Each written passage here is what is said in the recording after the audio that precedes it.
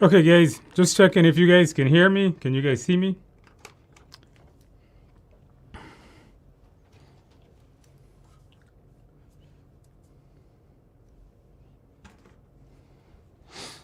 All right, let's go ahead and get started. If you guys can hear me and see me.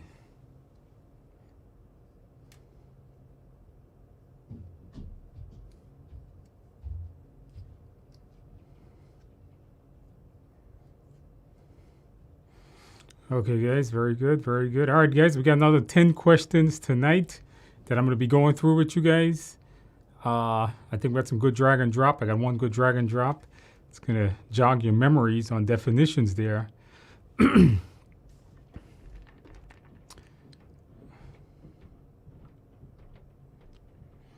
All right, so like every session, guys, we'll get started by answering some of your questions. Let me see what questions you guys have, and I can get them answered for you. All right. Okay, so I got a question here. Somebody says, I finished your PMP Udemy course. Can you suggest a good practice test simulation? So I'm gonna tell you guys, I worked pretty hard up because a lot of people have been asking me very recently about what's a good practice test simulation that you can get. So especially, if you did our classes, whether if you did it from our live class or you did it from our e-learning classes and so on, a lot of people have this exact same question. So I went about and I looked at different practice exams that you guys could do. And after going through many, many different vendors, I probably went through over 10 different vendors that makes practice exam. I think the PM Prepcast is a good one. You guys heard of that one? The PM Prepcast. And the PM Prepcast is one of the best PMP exam simulators out there. And if you guys are going to do that, I want you guys to use a coupon code. So I called them up. I spoke to them and I said, hey, it's kind of expensive. Can you guys give my students a discount? And they were able to get you guys a discount. So if you guys are going to use the PM Prepcast, which I recommend as a third-party test, if you want more practice exam that comes with my course or anything like that, I would say use the PM Prepcast. Use this coupon code, and I'll put it here in the chat. It's called ARSIM, so that's Andrew Ramdial, SIM at ARSIM 21. So ARSIM 21, I think it takes $21 off of the actual PM Prepcast. So I'll put this in the box here.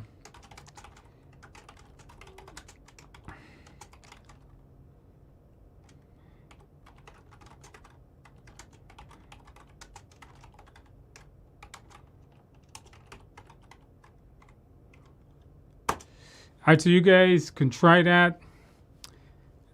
You guys can try the PM Prepcast. A lot of people ask me for a third-party one.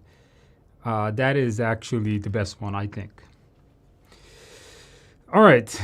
Hopefully that answers you guys' question, because I know a lot of people ask me that particular question quite often. PM Prepcast, coupon code ARSIM21. All right, if you're looking for third-party, that's the best one. All right, I got another question here we got from Daniel. It says about the PMP's 3 domains. If I pass people in the process domain with flying colors and fail the business domain, but overall still get 6, would I still? Yes. I've seen a few people that got above target on process domains and a below target on business and still pass. First of all, it's only 8% on the business domain, so it's not a very large percentage if you think about it. It's actually a pretty small percentage. So 8%, I can't imagine if you get all of those wrong how you could fail. I don't think the passing score to passing PMP is 95%. So, but I don't see how you could get all of the business domain questions. You got to get a couple of those, right? Those are probably going to be some of the easier ones, so I don't think that's going to be that difficult. All right, what other questions do we have? All right, Track Guy here has a question. He says, for risk opportunities, exploit and enhance are similar. When would you use each of them? So you have to look. So track guide. That's a good question, right? This looks at the combination of positive and negative risks. You have to understand the opposites. So which one would be considered a negative, and then look at the opposite. So risk opportunities. You see, when you're studying PMBOK, and when a lot of people read about risk, they don't understand that risk could be positive. A lot of people think risk is just negative. That's one of the things that gets a lot of people when they're studying for PMP. I remember this many, many years ago when I studied for PMP. That got me too. It was like, whoa, really? There's such a thing as positive risk.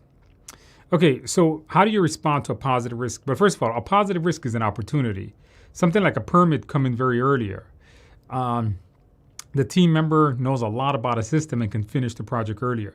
So positive risk allows our projects to finish under budget. It allows our projects to finish ahead of schedule versus negative risk that can extend your schedule or extend your budget.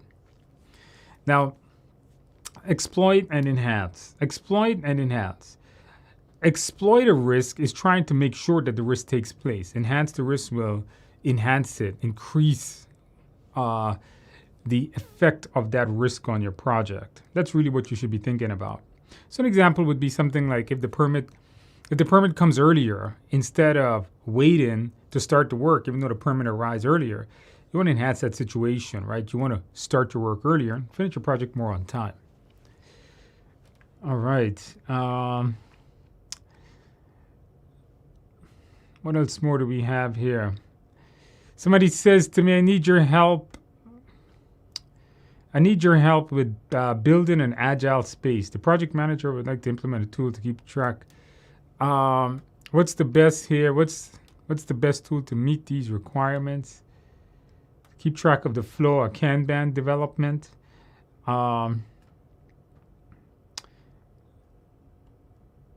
Someone here asked me to run.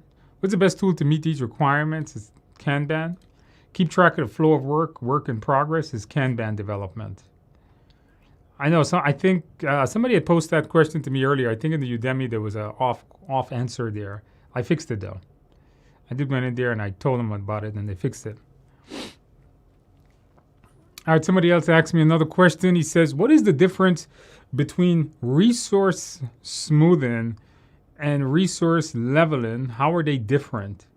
So resource smoothing and leveling. So resource leveling basically looks at the entire schedule and see if anyone is technically working overtime or is assigned to more than one task.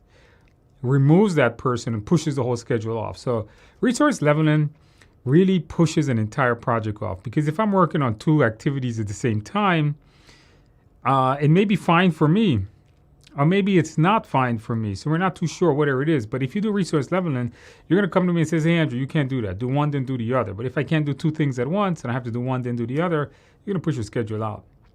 Resource smoothing is different. Resource smoothing is saying, well, if there's slack time in one of those activities, then you know what? Do one, and with the additional slack that's left, if you have it, then do the other one. If not, you got to do both at the same time. Smoothing really does not affect the critical path. Resource leveling does.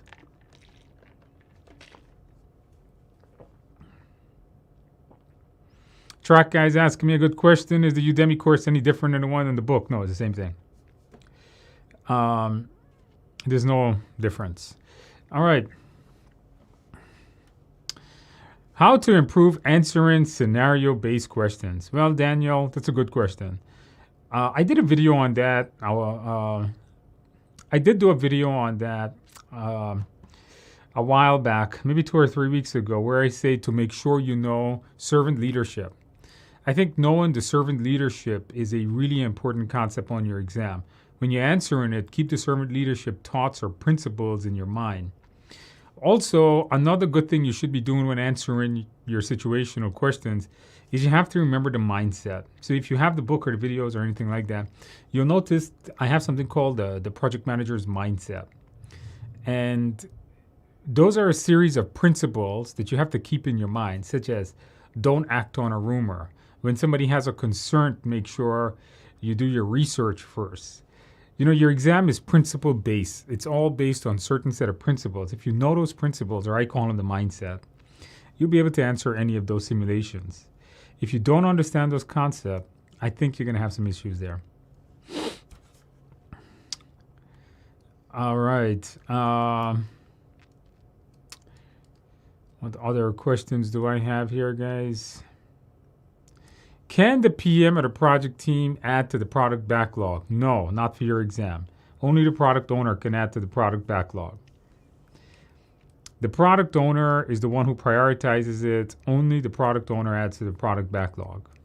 For your exam anyhow. Don't worry with real life. Just for your exam. That's how you do it. Okay. Somebody asks, how much percentage of discount when using that code? It's like $21 off or $20 off. It's not a lot, but it's better than nothing. Yes, the coupon code, a lot of people have been asking me, way too many people have been asking me for some kind of a discount or what engine I recommend for people to do more practice tests on. I thought they were the best one. All right. When taking mock exams, I find the timer the hardest challenge, especially with drag and drop and choose the two. Any feedback or advice? Ami is asking me that question. If you have a problem with drag and drop, or first of all, you're finding any problem with the timer, that's something that you have to work on. You see, one of the things that people do is they spend too long on a question. Sometimes it could be a language issue, or sometimes you're just reading it too slow. You have to increase the speed of what we read at in order to answer your questions quicker. And then, of course, you got to do good test-taking skills like time management. You got to watch that clock. You got to know, okay, we got 230 minutes for 180 questions. At a certain number, I should be at this many questions. I spoke about this last week. I forgot the numbers. If you break, the exam is broken into 3 parts. It's 60, 60, and 60. So if you divide 230 by 3, I don't know what that comes out to right now. But if you divide 230 by 3, just take those many minutes and apply it to each of those 60 sets. After you finish the first 60, look at it and then say, okay, I'm right on time or I'm off time. If not, then you have to actually increase the speed that you're working at. Remember something, guys. If that timer runs out and you don't answer those questions, you will get those questions wrong, which can really result in you not passing. So you got to practice more. Ami, the best thing I can recommend is just doing more practice questions. Reviewing your topics that you're not comfortable in, maybe because that's what's slowing down. I'm on the Udemy. I see the sales. Okay, you guys have a month until your exam. No problem. You have a lot of time to study. To run, I did update that. You're all fixed. All right. Satish says, we need a few fill-in-the-blanks question. We got enough drag and drop. Satish, I got one fill-in-the-blank question. Good you asked tonight. Coming up in a few minutes. Daniel, when you see questions that do not mention agile and hybrid, or do you know it's clearly predictive, do you still use servant leadership mindset? Yes. If you don't know what it is, PMI promotes servant leadership. Still use servant leadership. You should be a servant leader in all projects, not just hybrid or agile projects, but you can also apply that in predictive project management.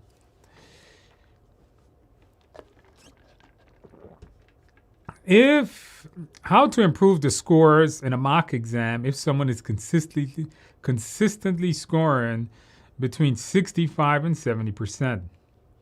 That you can increase your knowledge base.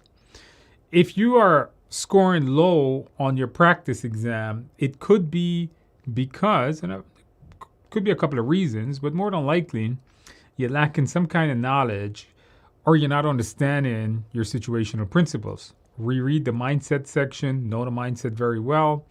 You want to make sure that you go over any topics that you're not too familiar with. Maybe there's certain agile concepts, or maybe there's certain predictive processes out of your PMBOK that you're not understanding. Coming up, make sure you understand those things.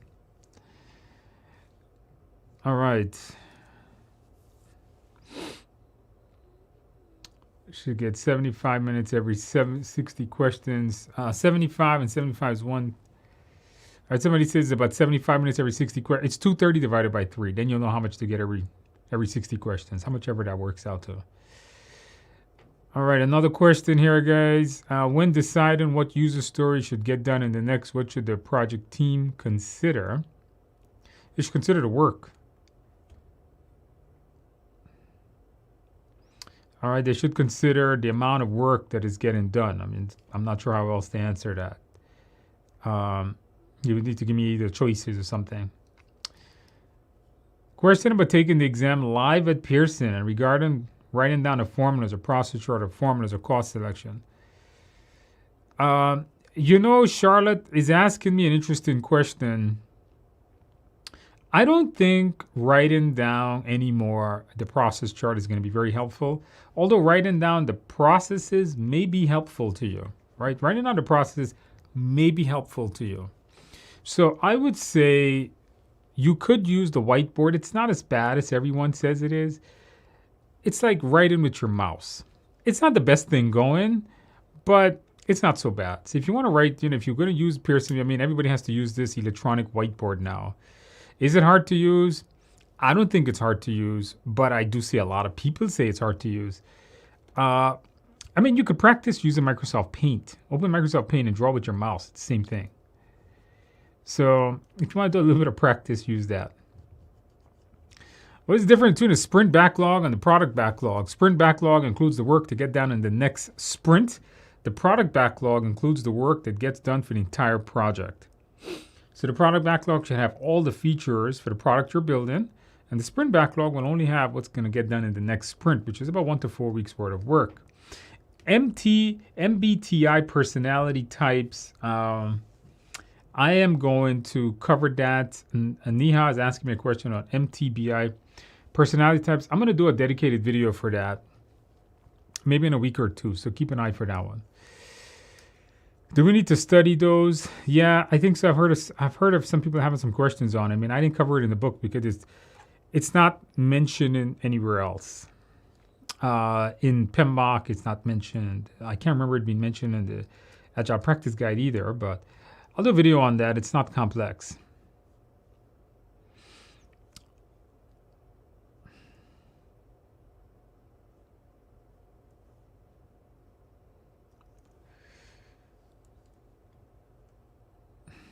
All right, Stephanie's asking me a question. Stephanie, I'm not too sure. You got to send me the questions. Was there an incorrect statement on some of those questions? You can email it to me. I'll take a look at it.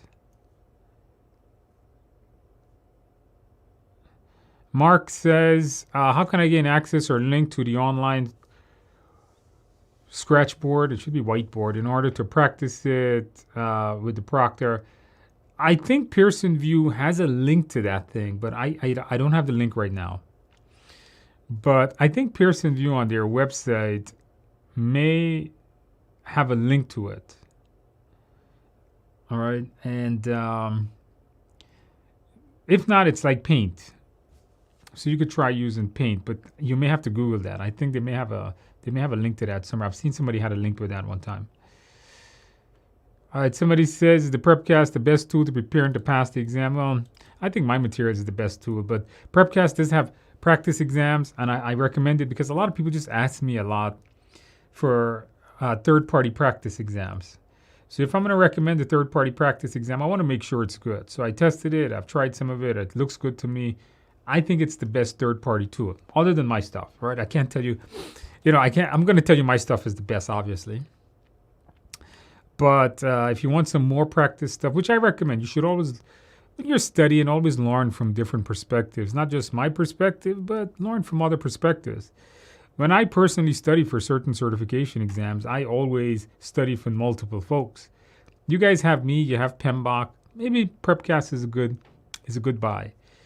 A lot of people like it. A lot of people pass with it too. It's good stuff. If I'm going to recommend it, it's going to be good stuff. All right. Where to find information on servant leader? The servant leadership is going to be, you could Google that, a lot of servant leadership. I did a video on that. You can check out the video on this channel. The mindset is something I covered in the book and in the video course. If you have that, you can just review that. It's a set of principles that I came up with that I think is able to easily crack that exam. You can check that out.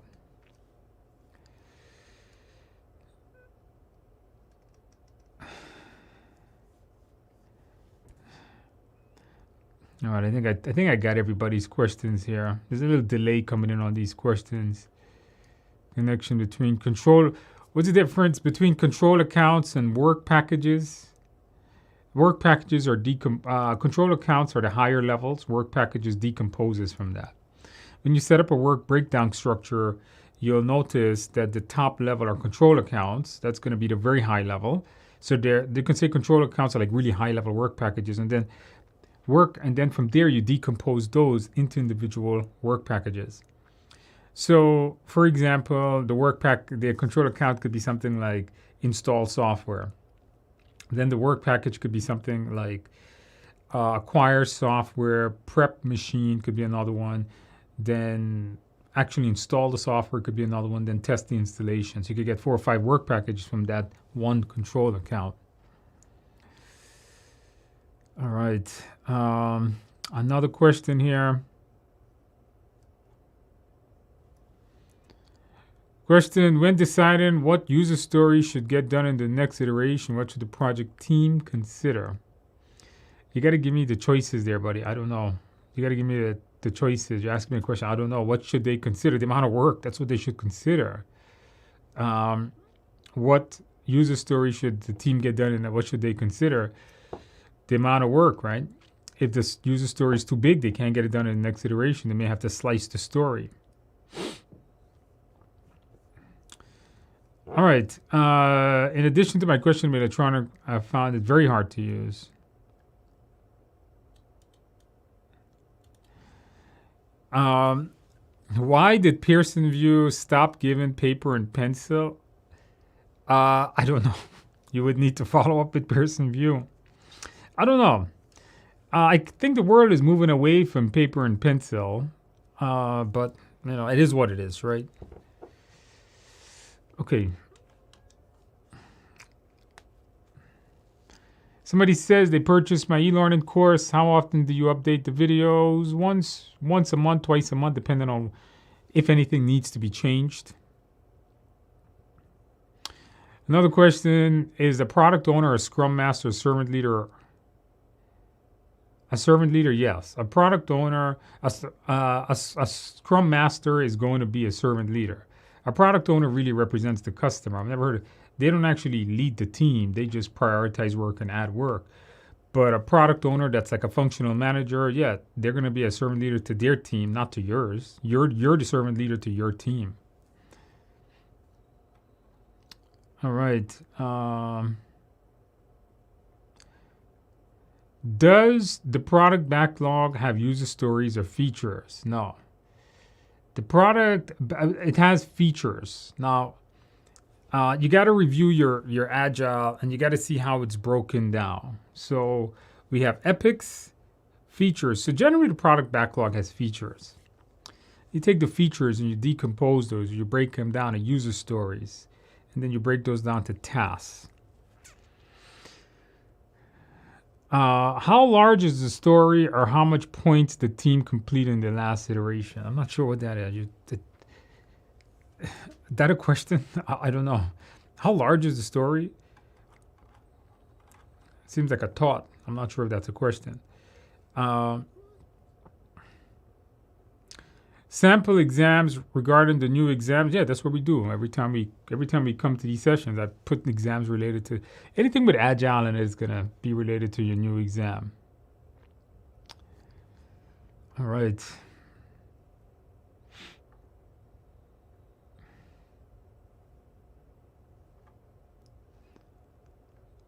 Let's see what else.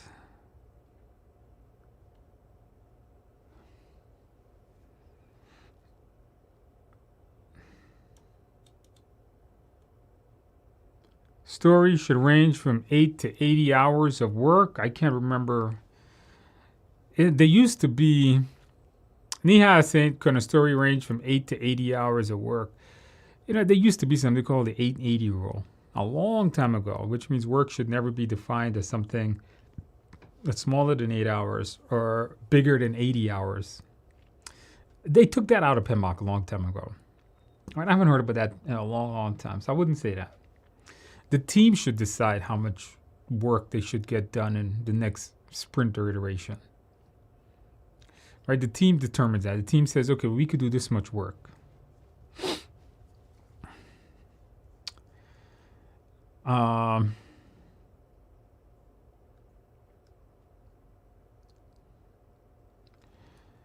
Amy says she's noticed other mock exams having bigger paragraphs. The current exam is going to be something about small. The current exam, the questions used to be pretty large, but now they're not that big. From what I'm seeing, it's a couple of sentences versus long paragraphs. All right.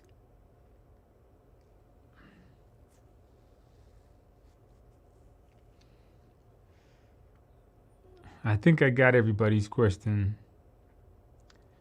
Taran, send me a link in Udemy. I'll have them corrected.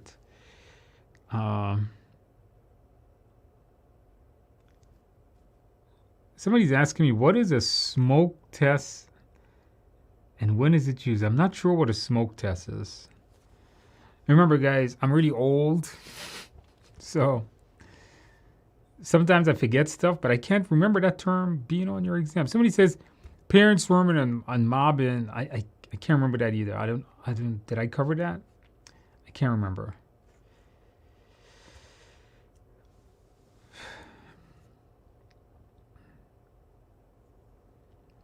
You're taking a 4 to 5 day weekday course in 2 weeks.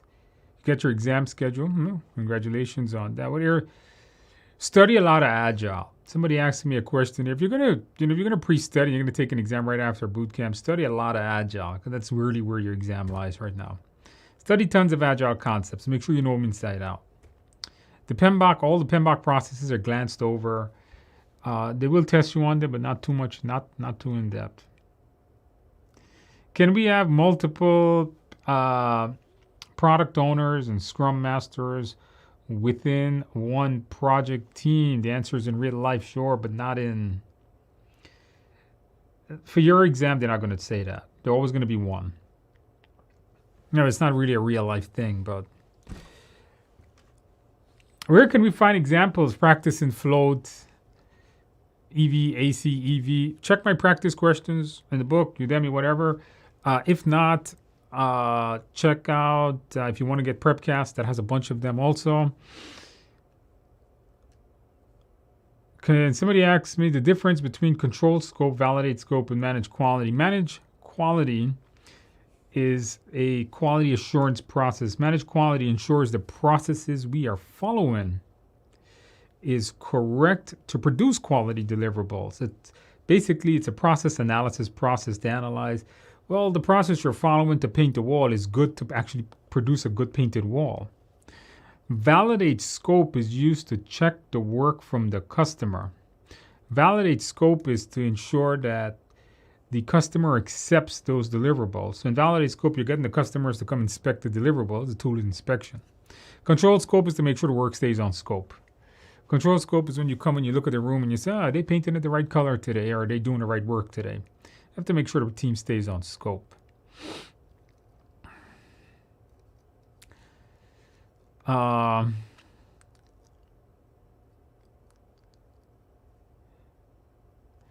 Charlotte says Pearson does not have an answer for why. She's asking me about why they eliminated pencil and paper at Pearson View. Charlotte, I don't have an answer for you. Unfortunately, Charlotte, I'm not Pearson View or PMI. I don't know why they would have done that. Maybe they did a survey or something, and most people prefer it on screen. I don't know. I don't know. You know what? If they would have surveyed me, I would have probably said on screen is fine because I'm okay writing with the mouse. But I don't know.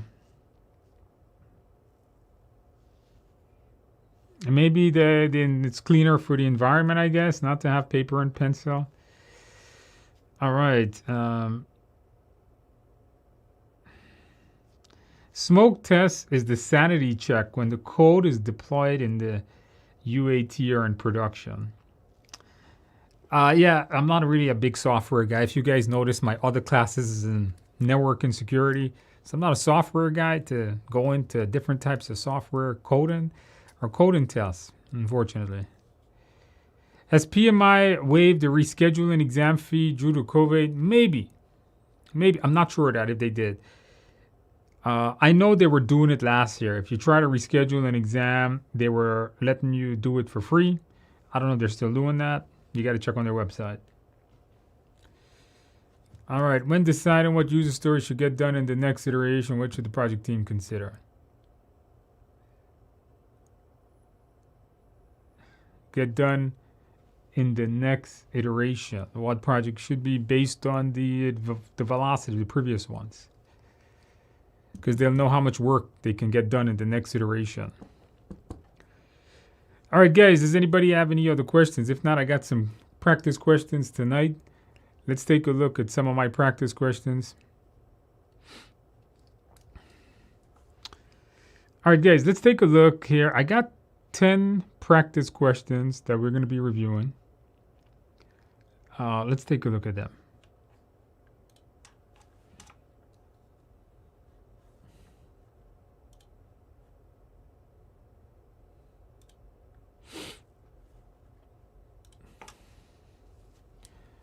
Okay, so let's take a look here. Oops, where is my? Let's bring this back. All right, here we go. All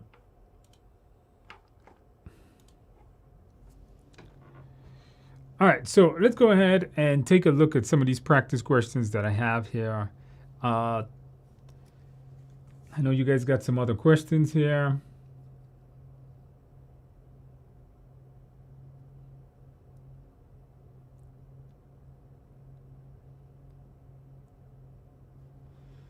Just one quick answer. Somebody says, in order to study for the exam, do I need to study and recommend it?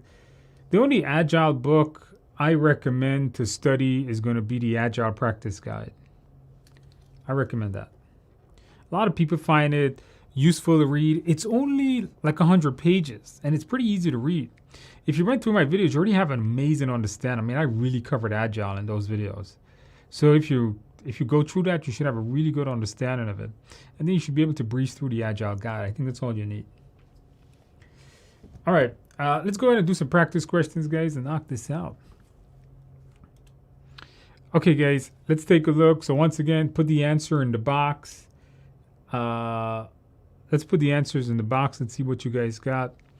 All right, I got practice question number 1.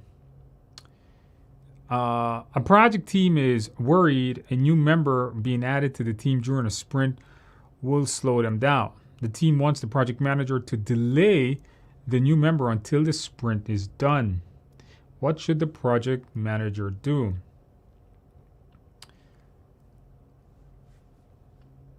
Add the team member and alert the team. Inform the team they will have to train the new member during the sprint. Ask the team what skills the new member will need, or don't add the member until the sprint is done. All right, guys, take a look at what you have here. Okay, I know you guys just asked me a bunch of questions. You know what? Hold those questions. Let's finish these, and then we can go back to answering some of yours.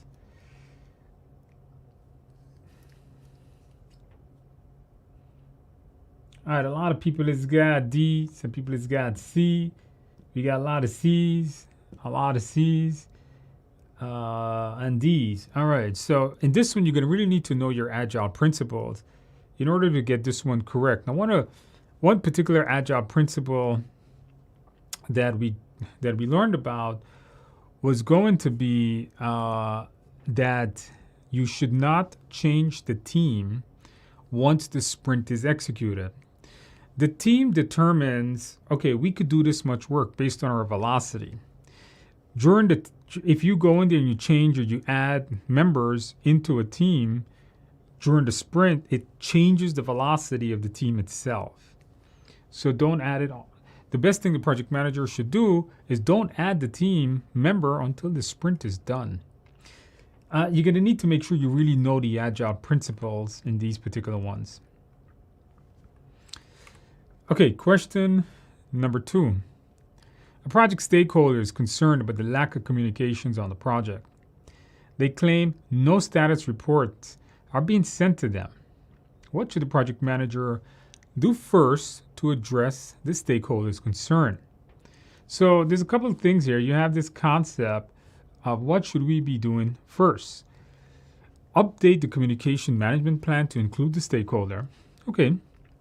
Meet with the stakeholder to assess what report they're looking for, then update the communication management plan. Okay. Review the communication management plan to understand the stakeholder's concern. Immediately send the missing reports to the stakeholder on D. What answer do you guys have on this one? All right, let's see what answer you guys are coming up with.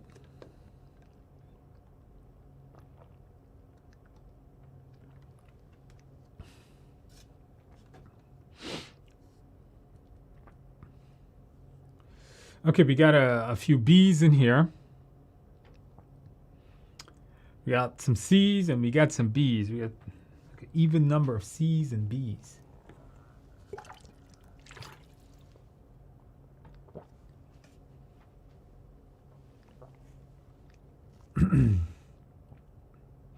Sorry about my voice, guys. I've been teaching all day, talking all day. My voice is just completely giving out on me here.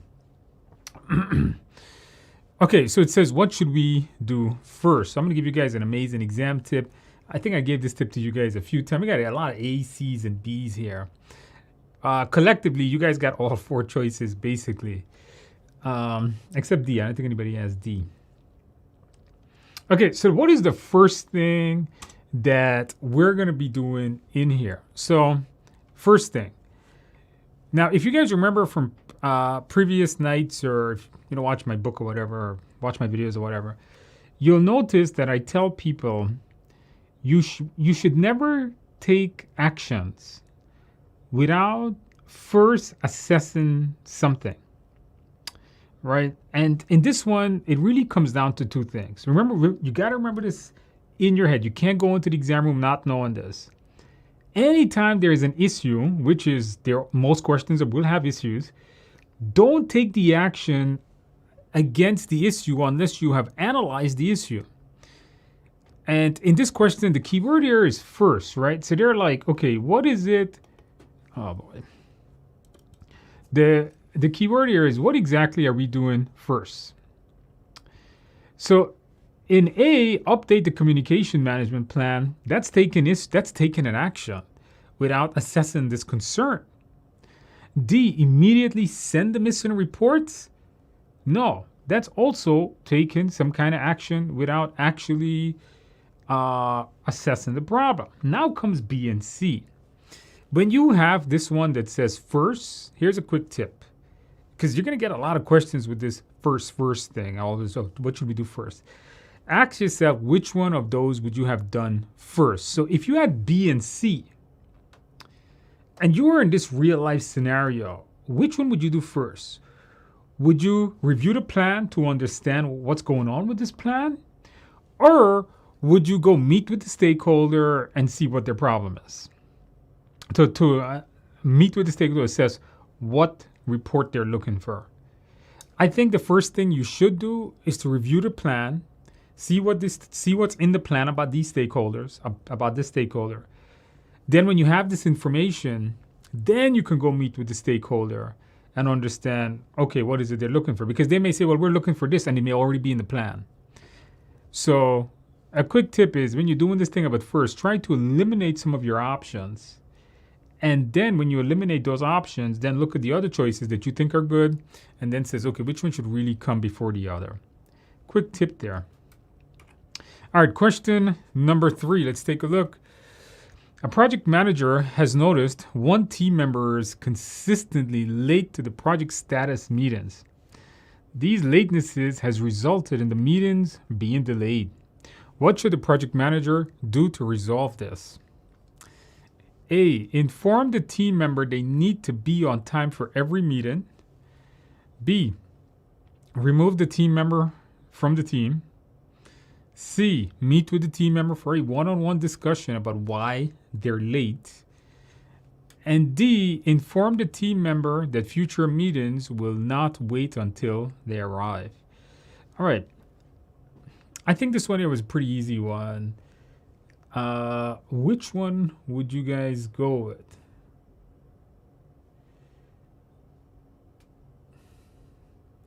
Chris here is saying, if we go back to the other question, what happens if the customer is asking for something that's not including the communication management plan? No, that's the best choice on that one, by the way.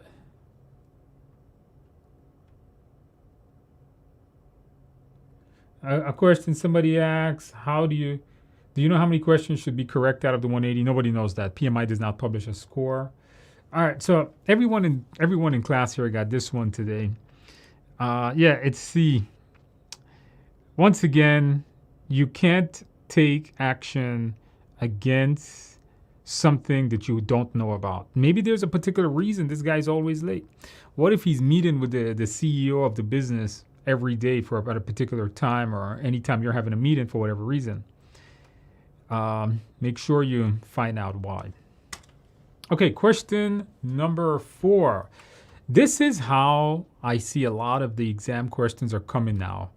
From what I've spoken to some students, they're not even asking you really to calculate these things, but you have to know what they mean. Let's see if you guys know what they mean.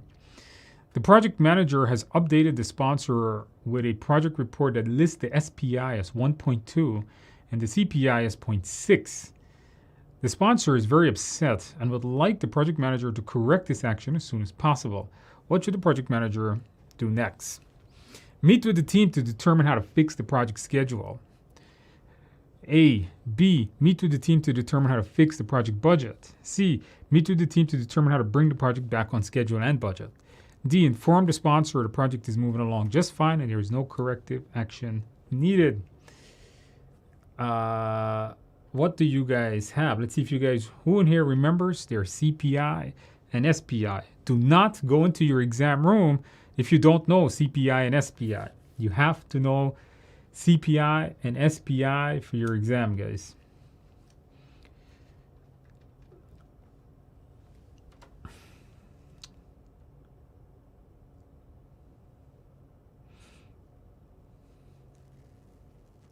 All right, so it seems like everybody got this one. You guys are all master PMP folks here. Yes. So when something is 0.6, what that means is that 0.6 is the project is over budget by 40%. If it's at 1, it's on budget. Anything over 1, it's under budget. The SPI here is 1.2. This thing is 20% ahead of schedule. So it's good. All right, easy one. All right, here we go with another issue question. You're the project leader for a large project being completed by 3 separate project teams. You are worried that there may be conflicts when the 3 outputs are combined. How should you handle the situation? A. Determine potential conflicts and then schedule weekly meetings with the members for all 3 teams to assess each other's work. Choose which team's work should be prioritized, then delay the rest of the work to ensure there are no issues. Document the conflict and inform the sponsor. Stick to the original plan and have all 3 teams work simultaneously, accepting that the conflict will be solved during the testing phase. All right. What answer would you guys get on this one? What answer would you guys get on this one?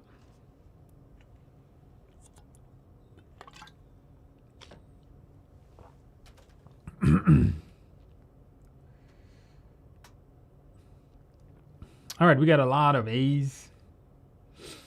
Unanimous consent here. All right, a lot of A's here. All right, so let's go through this here. We got a problem here. Like almost all your PMP questions, you're always going to have some kind of problem. So let's go through what's good and what is bad here. Okay, so the first thing up, you got some kind of issue.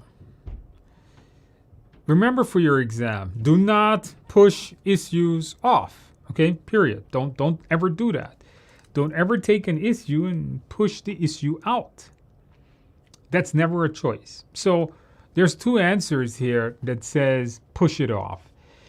First of all, if you are going to document the conflict and just inform the sponsor, means you're not addressing the problem. Wrong one. Stick to the original plan and accept that conflicts will be solved later. This is kicking the can down the road. You never kick the can down the road. That's not what good project managers do. So that really left you with A and B. In this one, A is to meet with people, have them assess the problem, and then fix it. So that's obviously the better answer. In D, it says choose which team's work should be prioritized. And this way, you're choosing which one to prioritize. If this was a sprint-based question, it would maybe the product owner could have done that, but it doesn't say that. And then delay the rest of the work. That just sounds bad. All right, A here, you guys got this. All right, let's go to question number 6. A project is having problems with outside vendors, and the PM has recruited new vendors to work on the project. Unfortunately, the project is still behind schedule. The issue must be escalated to the project stakeholders. What should the project manager do first in this case? Review the communication management plan. Meet with the stakeholders to update them on the vendor's issue. Review the change management plan. Review the risk management plan. What should we do first? What should we do first? So this one is going to be a little bit tricky. Let's see if you guys get this.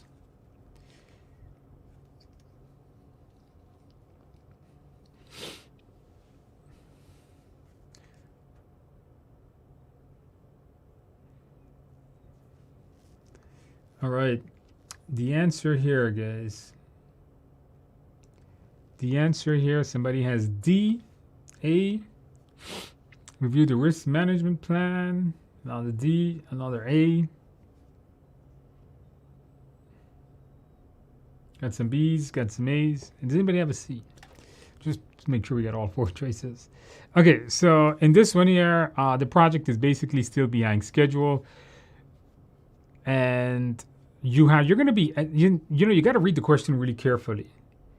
I see a lot of people here has the answer as D. You have to read the question carefully. It says, you're basically, the issue must be escalated to the project's stakeholders.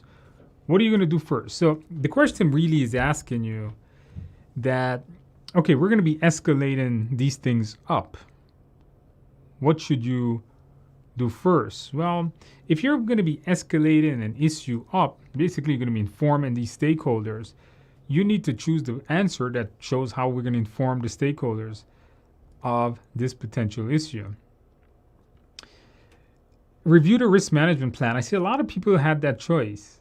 Review the risk management plan. A risk management plan will tell you how to manage risks, how to add things to the risk register, how to respond to risks, how to do the assessments on risks. I think we already know this is a risk, and the project is already behind schedule.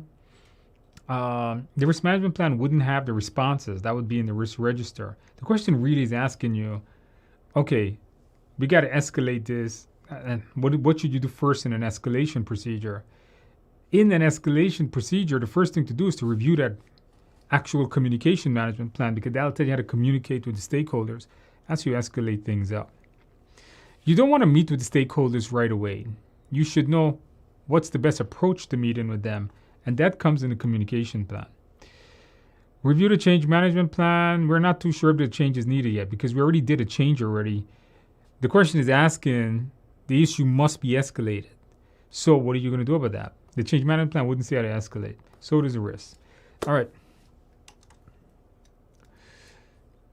Meet with the stakeholders to update them. Somebody says, why can't it be B? The B is not a bad choice because you will meet with them.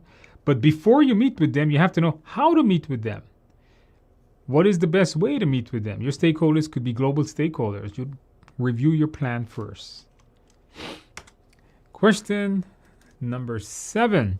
During the execution phase of a product development project, the team chooses 65 products randomly and evaluates them against the quality management plan. What is the project team doing?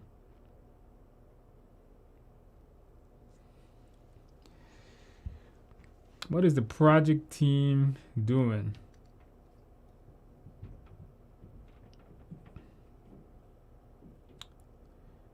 Don't you want to view which people are impacted about the issue?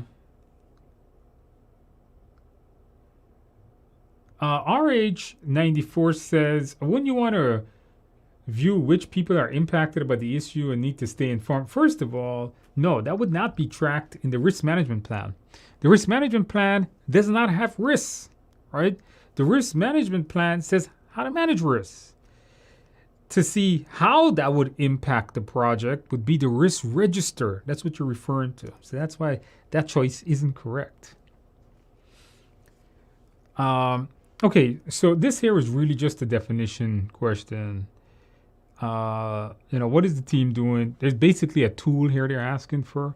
So this is really statistical sampling.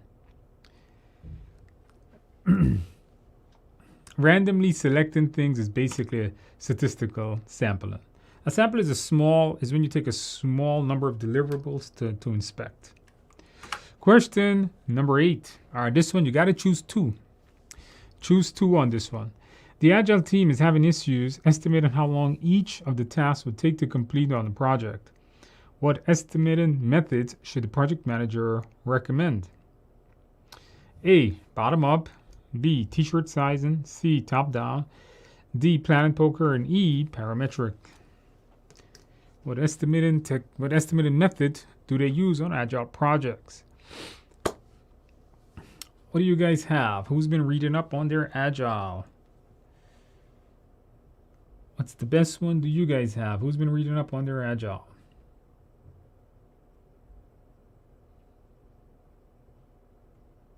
Remember to choose 2, guys. You have to make sure to remember to choose 2.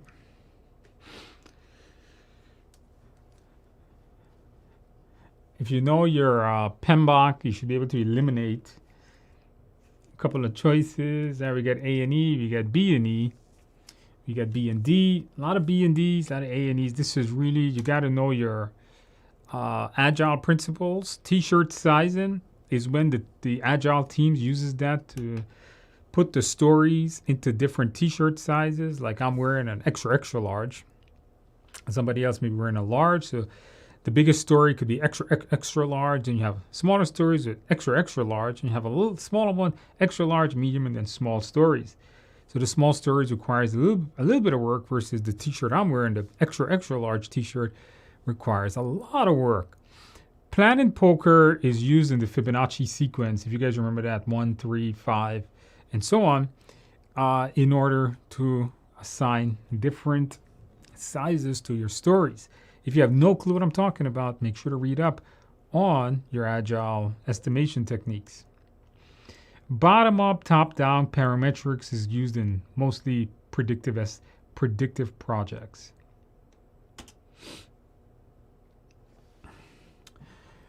Somebody asked me, Andrew, final approval or formal approval, which occurs first, and which is the approval of the deliverables is done in validate scope. All right, the customer formally accepts the deliverable and validates scope. That's where the output of validate scope is accepted deliverables. The deliverables has to be accepted before the project is closed. Closing is more of an administrative procedure. Question number 9. The project has a critical path of 12. What is the duration of activity E? Enter the value on the line above E. See what you guys have. All right, a little bit of a tricky one. Somebody said 4. Somebody says 3. We got 4. We got 3.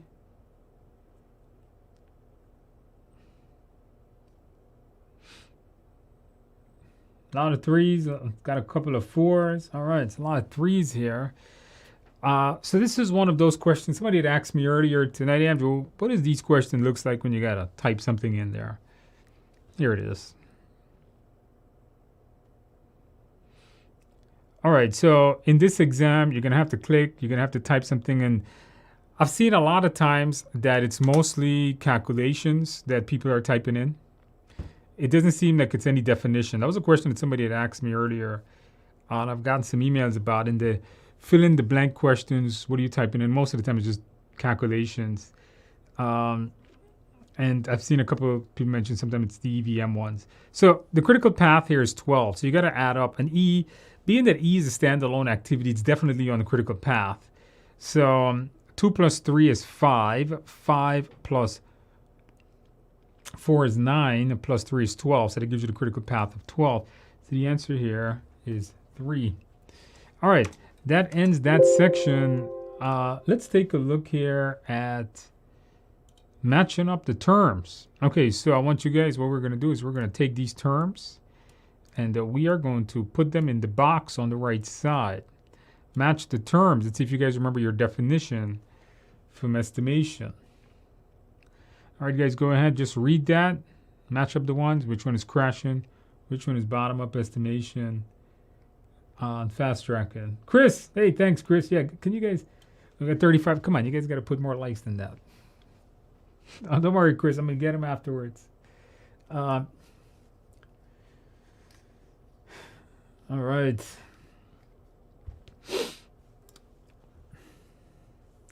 All right, guys, take a minute. Go ahead, read the definition. See if you can fill out the definitions.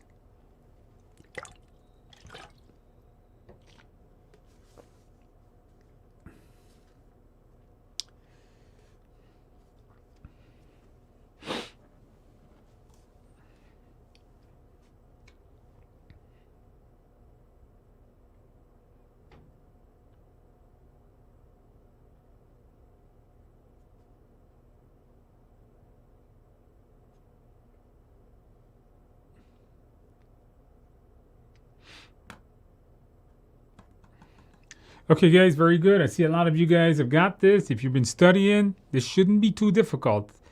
I mean, these are literally definitions. I literally went to the back of my book. I took the definitions out and I just put them here. See if you guys remember your definition technique. Your exam is going to ask you a few definitions. Let's go ahead and try this out. So a method of estimating the project duration of cost by aggregating the estimates of the lower level. So here you're aggregating. So you're going to be doing a bottom up on this one. A scheduled compression technique, which activities and phases are done in parallel for at least a portion of it. So in this one here, you're fast tracking it. A scheduled compression technique shortened by adding resources is crashing. So that would be when you combine them. When you combine all your resources or add more resources, you're going to lower your duration on the project, but you're going to add a lot more cost to it. All right, guys, and that is the end of that section.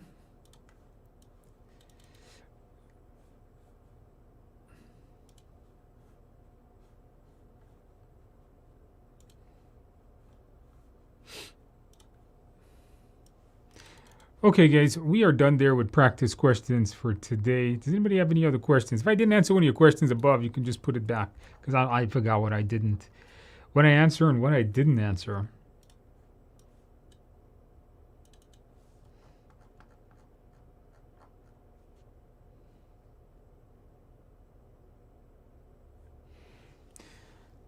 Manny, congratulations, Manny.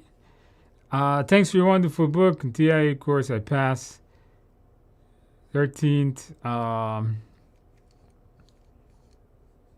Oh, thank you. Congratulations. Make sure to celebrate very well.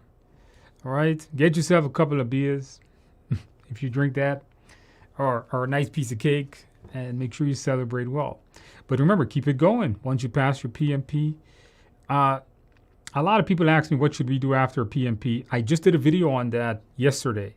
What should you do after you pass your PMP?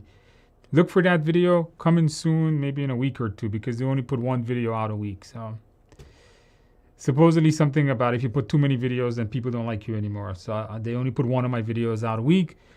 But in a couple of weeks, look for that video. What should you do after your PMP? Don't stop. You're on a roll now. Somebody says to me, Question number 6. I forgot what question number 6 was. What was question number 6? Question number 6. Question number 6 was that one with the outside vendor having problems. The project is behind schedule. The question says the issue must be escalated to the project stakeholder. The issue must be escalated to the project stakeholder. If it has to be escalated, what should the project manager do first in this case scenario? Review the communication, because how do you know how to escalate it? The communication management plan will tell you how to do that. Meet with the stakeholders. How, when, and where. Review the communication management plan for that. There's nothing here but a change. All right, we just have to escalate it up. Right, the issue must be escalated. All right, the issue must be escalated. The change management plan is not going to help you here. The risk management plan tells you how to manage risks at this point. They're asking you, it must be escalated, so we got to escalate it to the stakeholders. If it's going to the stakeholders, maybe we're going to be communicating with the stakeholders. That's what the answer is that. All right, I think I pressed the wrong button there. I got 100 buttons on these little systems that they use here to do this.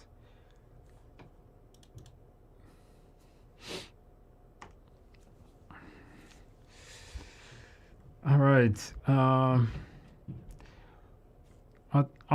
Somebody wants me to explain number 9 again.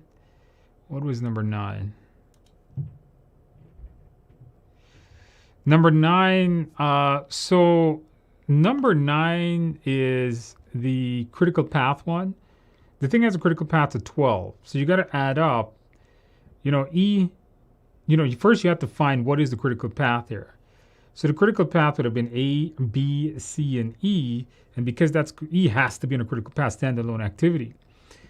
And because it has to add up to 12, just find the number missing from 12. So 2 plus 3 plus 4 plus what is 12 is how you got that number. Remember, the critical path is the longest duration through the diagram.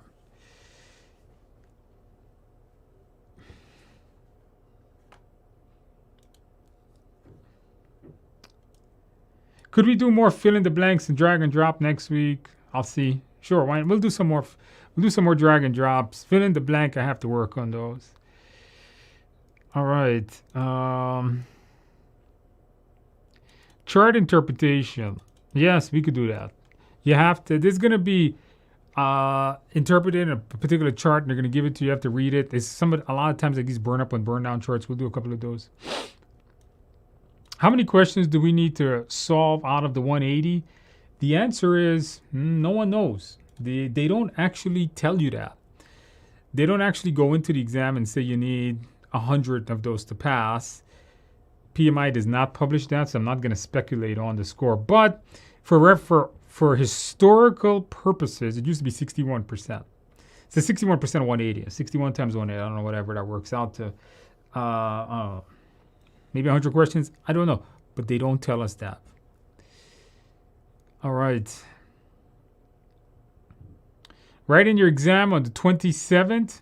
Good luck to you. All right. Kenny, when you pass your exam, please come back and help and tell us how you do. I always tell you guys, don't forget about us. You take your exam. We got 90 folks in the group today. You guys, when you finish your exam, don't forget about us. Come back and let us know how you do. How to calculate the critical path. Add up all the paths on the diagram. On this diagram that we had here, on this diagram, where is my thing? So on this diagram, there's 2 paths, A, B, C, and E, and A, B, D, and E. So add up all the paths, put the numbers in, add up all the numbers, and see which one is the biggest. That's a critical path. So generally, a standalone activity has nothing that it can be in parallel to, so it's always going to be on a critical path. Most of the time, anyhow.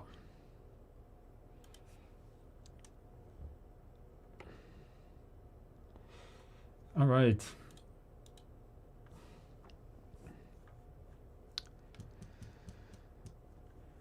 Manny, all right. Congratulations, Manny.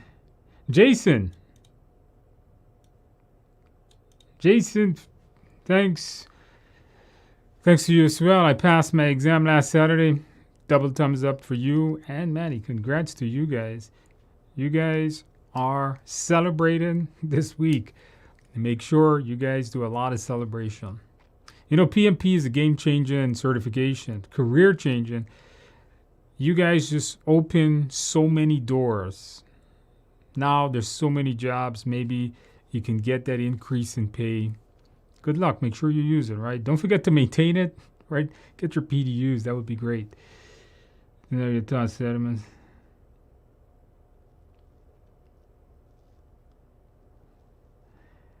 Somebody's asking me a pretty interesting question. Is the PMP certification less valuable now? No.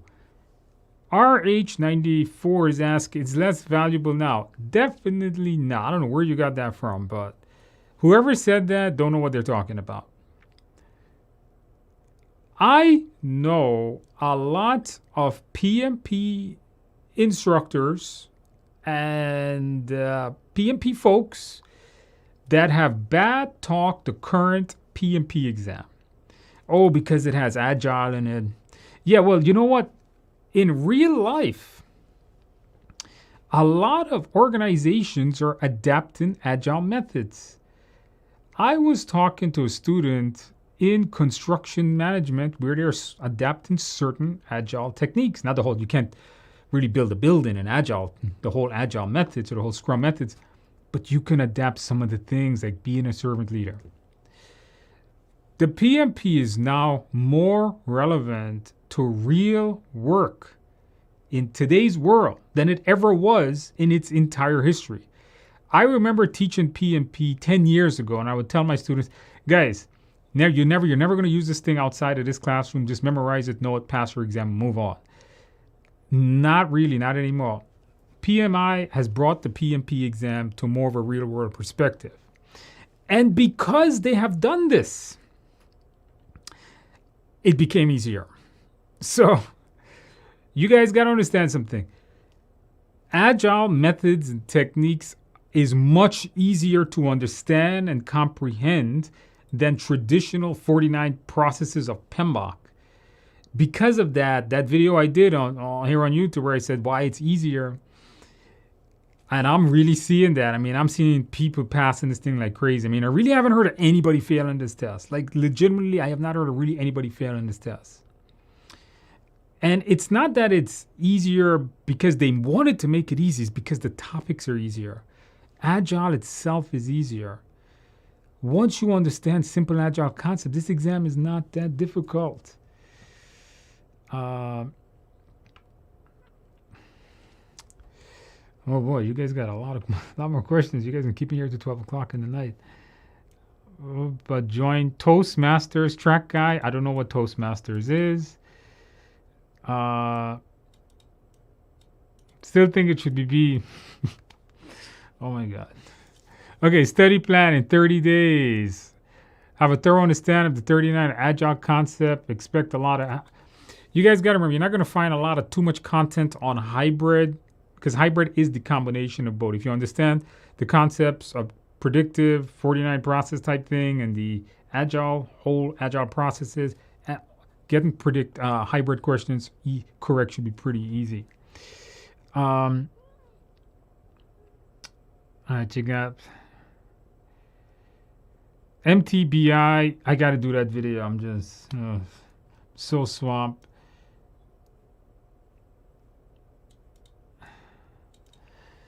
Manny, going through the mindset sections, yes. That mindset section took a while to write. My book, I'm going to tell you, is the best book out there because you know why? It's my book.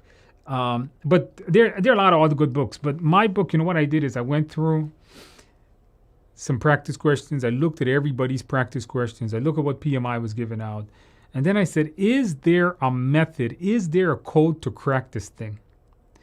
You know, you guys all probably all know I'm a real IT person. I'm mathematically inclined. And in math, we look for patterns. It has to have a pattern. So what I did is I looked for a pattern. Was there a pattern to all these questions and they're answering them? So I went through it. I made a list of every sort of a pattern I could come up with and then consolidate. That's how I create the mindset. The mindset allows you to answer. If you remember those things in the mindset, you're going to answer just like that. Lags and leads. Somebody says, what's the difference between a lag and a lead? A lead is an overlap between two activity.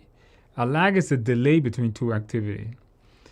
If you're painting a room, and do you need to remove all the furniture before you start taping up the walls? No, if you can remove half of the furniture and then tape up some of the walls, so that would be, you could do 50% furniture removal and then start taping up the room at 50%. That's leading the two activities. So remove furniture, tape up walls. You can lead them over, so they're overlapping each other. A lag would be like, okay, you paint the wall, then wait 2 days, and then put the furniture back in. So there's a lag time between the two. It's not like you finish one and start the other. You got to wait a time. All right.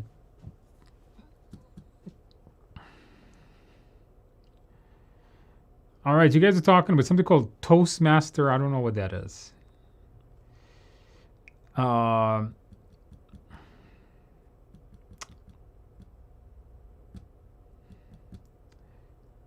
You still expect test questions.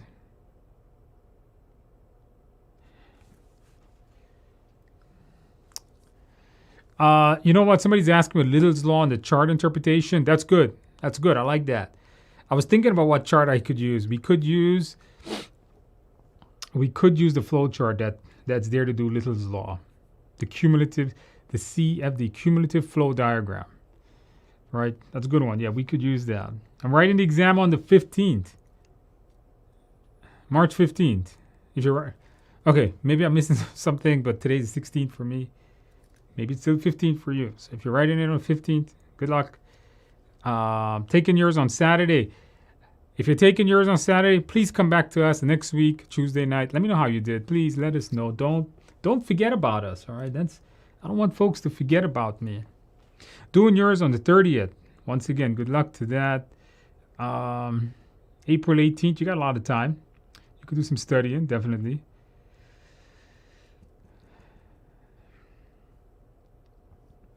Is the agile questions difficult, detailed in the same manner as PMI ACP? You know, I think they're going to be about the same manner. They may even be less agile oriented or less agile deep. From what I'm gathering, a lot of people told me that I overdid it on the agile section in the video course. Maybe Manny and Jason could go more into that. I'm not sure if that's, did I overdo it because remember, when I created the PMP course, I basically took the agile course and I put it in there because it was matching up with all I started moving over the topics. I was like, okay, this is going to be here. The new PMP exam is going to cover this. It's going to cover, before I know, the whole ACP course was in it. So I think the PMP exam is going to be less agile deep. In other words, you're going to have a lot of agile questions, but it's not going to be so in-depth agile. The ACP probably will be. All right. Situational. 19th of March. Okay, very good. You guys, you got a few more days there. Make sure you study well.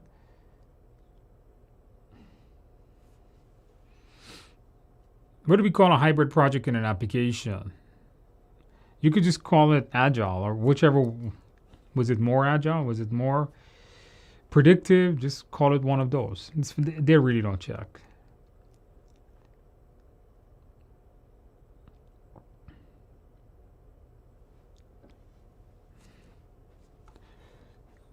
OPM, those are going to be the project offices. The agile is easy. You're getting stuck on the processes. Cam, got to practice the processes. Yeah, the 49 processes.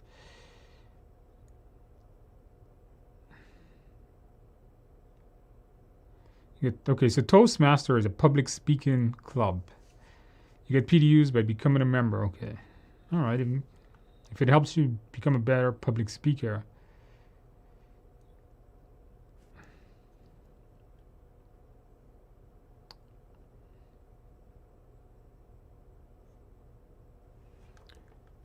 Somebody says when deciding what story should get done in the next team, the team considers their velocity.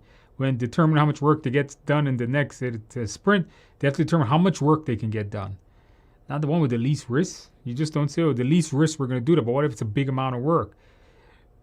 You determine how much work you get done in least sprint by determining how much work, how fast you can get the work done. How do you determine how much walls you're going to paint tomorrow? By how fast you can paint walls.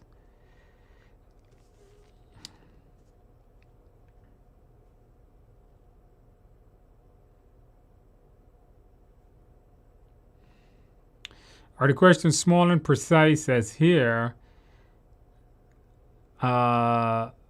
Sometimes they're going to be long. Sometimes they might be big. All right, somebody says, no, lengthy and time-consuming majority of them. All right. Great analogy. Okay, guys. A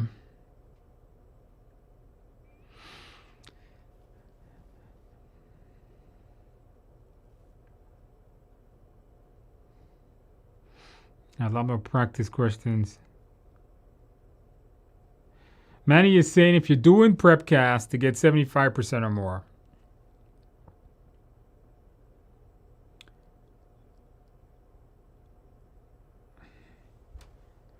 Somebody, Jason, who passed the exam, says Agile is used, if not the majority. So that's something I'm hearing a lot of. A lot of people are telling us, you know what, most of the exam is going to be Agile based. Why? I'm not sure, but that's what your exam is. Even though they said 50% was predictive and 50% was Agile hybrid, but that's what the exam is doing now. You could definitely put Agile projects on your PMP application. What is something a risk versus an issue? A risk is something that has not happened yet. An issue is when it takes place. So a risk may become an issue. For example, there's a risk the project get delayed. May get delayed. If it never gets delayed, it never materialized. But what if the project does get delayed? Maybe it's a big snowstorm and everything got delayed. Now it's not a risk anymore because it's not probable it happened, it becomes an issue. So a risk may become an issue.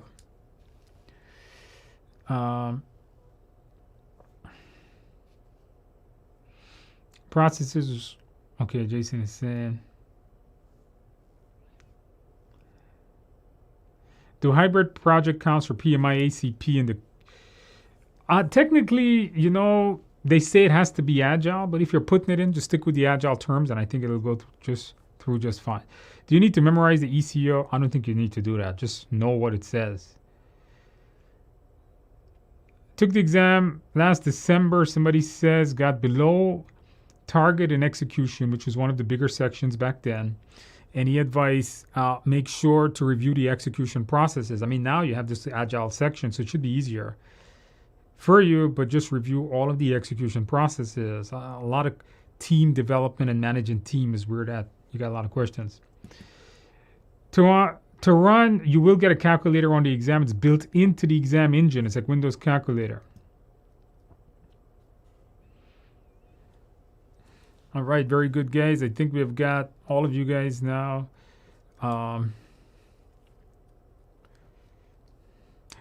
Hey, did you guys like the session today? Come on, we only got 49 likes. We gotta get more likes.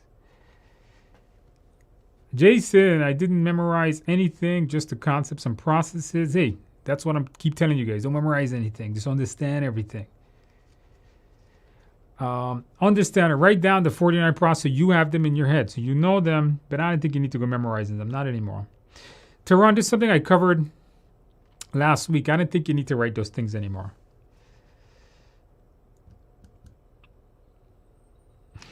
Right, please like the video. Okay, guys, thank you for attending this week. I will see you guys again next week. Congrats to all of you guys that passed. Good luck to everybody that is coming up in the next few days. Don't forget about us. Come back, join the group. Let us know what you did. Just like, you know, it helps people. When you guys pass your exam, I'm pretty sure you guys are feeling good to know that, hey, all the people are passing and you could do it too. You guys, if you haven't linked with me on LinkedIn, send me a LinkedIn invite. Just type my name in there and you'll find me. And thank you guys for attending. I'll try to make some good questions next week. Don't forget to tell all the people to attend. We're not getting a lot of. I thought I was going to get more visitors today. Tell your friends to attend. They don't need to be a student of mine to attend. They can. Anybody taking their PMP is fine. Guys, good luck. I'll see you guys next week. Have a good night, morning, wherever you are. Take it easy, guys. Next week.